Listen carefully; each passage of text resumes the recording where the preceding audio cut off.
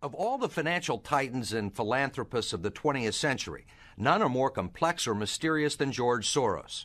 Like Carnegie, J.P. Morgan, and the Rockefellers, he amassed billions through ruthless business decisions, only to turn around and give away most of his fortune to advance his own personal philosophy.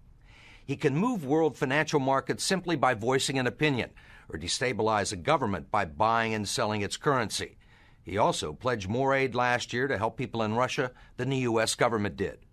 But now George Soros is worried. He thinks the global economy is coming apart at the seams and that the world needs to be protected from people like George Soros.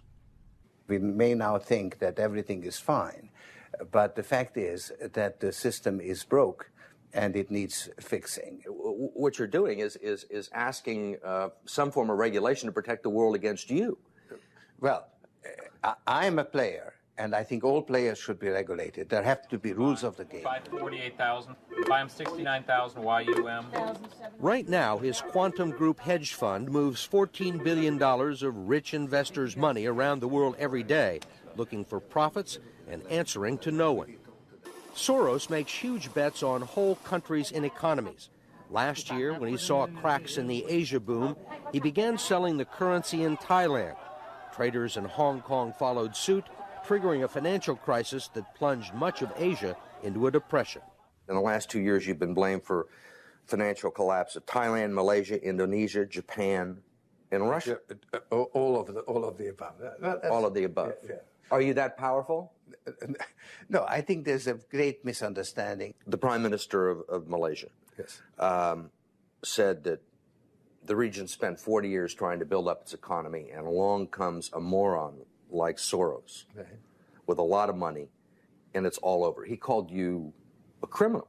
It's easier for him to blame an outside force than to admit that they were mismanaging their economy and their currency.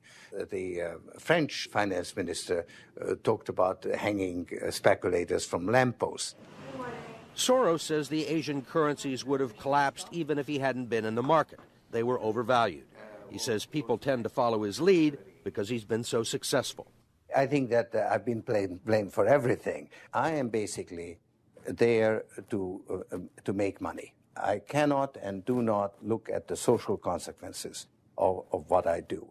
To understand the complexities and contradictions in his personality, you have to go back to the very beginning, to Budapest, where George Soros was born 68 years ago to parents who were wealthy, well-educated, and Jewish. When the Nazis occupied Budapest in 1944, George Soros' father was a successful lawyer. He lived on an island in the Danube and liked to commute to work in a rowboat. But knowing there were problems ahead for the Jews, he decided to split his family up. He bought them forged papers, and he bribed a government official to take 14-year-old George Soros in and swear that he was his Christian godson. But survival carried a heavy price tag. While hundreds of thousands of Hungarian Jews were being shipped off to the death camps, George Soros accompanied his phony godfather on his appointed rounds, confiscating property from the Jews. These are pictures from 1944 of what happened to George Soros' friends and neighbors. You're a Hungarian Jew who escaped the Holocaust by posing as a Christian. Right. And you watched lots of people get shipped off to the death camps. Right. I was 14 years old. And I would say that that's when my character was made. In what way? That one should think ahead, one should understand and anticipate events, and one is threatened. It was a tremendous threat of evil. I mean, it was a very personal experience of evil. My understanding is that you went out with this protector of yours who swore that you were his adopted godson. Yes. Went out, in fact, and helped in the confiscation of property from the Jews. That's right. Yes. I mean, that sounds like an experience that would send lots of people to the psychiatric couch for many, many years. Was it difficult? Not at all. Not at all.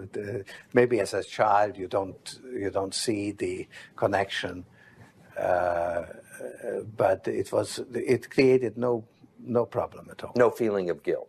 No. For example, that I'm Jewish, and here I am watching these people go, I could just as easily be there, I should be there, none of that? Well, of course, I could be on the other side, or I could be the one from whom the thing is being taken away.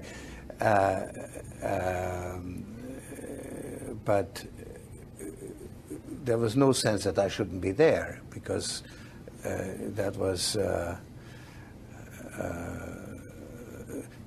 well, actually, funny way, it's just like in markets, that if I weren't there, of course I wasn't doing it, but somebody else would be taking it away anyhow. And it was whether I was there or not, I was only a spectator, the property was being taken away. So I had no role in taking away that property. So I had no sense of guilt. Are you religious? No. Do you believe in God? No.